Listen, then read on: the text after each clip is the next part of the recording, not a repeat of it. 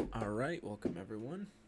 This video is going to be about drones in Brazil. Specifically, what are drones, how are they being used in Brazil, and we're going to cover some of the 17 SDGs and how they relate to drones. So, starting off, what exactly are drones? Drones, more commonly or less commonly known as unmanned aerial vehicles, the UAVs, are flying machines that operate remotely without a human on board. You've probably seen quite a few of them fly around.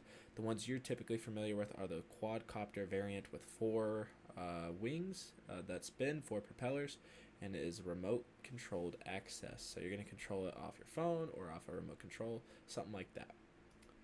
Now, who are using drones in Brazil? More recently, farmers in Brazil have become some of the leading adopters of drone usage in agriculture. Similarly, environmentalists are also using drones to help monitor forests, which helps kind of protect against deforestation. The government has also begun to implement drones in defense strategies. So these is a little bit of insight into some of the people who are using drones in day-to-day life in Brazil.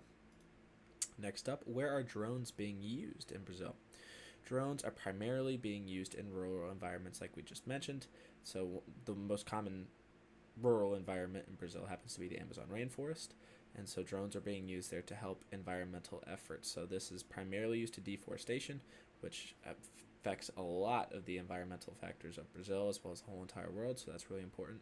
As well as sugarcane farms outside of the city of Sao Paulo in the Sao Paulo state in Brazil are using drones to help map experimental fields for potential sugarcane farms. So this is pretty useful for a very specific type of farming in Brazil.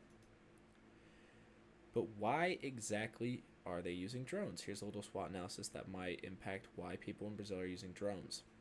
The strength is that it is efficient for the large landscapes in Brazil.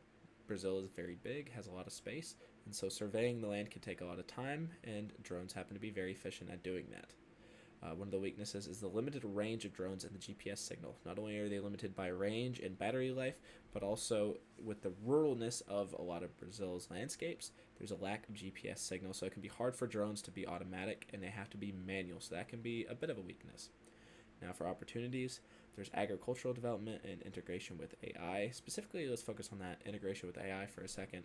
We are being able to use now systems of UAVs and these drones that don't actually need a person to remotely control them manually. You can do this automatically through the use of AI. So it's even speeding up that surveying speed exponentially, which is really cool.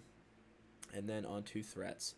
Misuse and legal troubles, both are pretty important. I would say that misuse tends to be a lot more dangerous. We're seeing cases all over the world of misuse of drones, and it affects a lot of air travel and affects accidents with planes and helicopters and things like that. So it can be quite dangerous when things go wrong. So that is a threat for sure.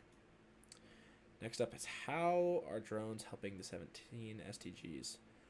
One that is helping is life on land. We were talking about how it helps the Amazon rainforest, which provides life for all kinds of plants and animals and all kinds of life in different environments. And so protecting the Amazon rainforest is really important for life on land.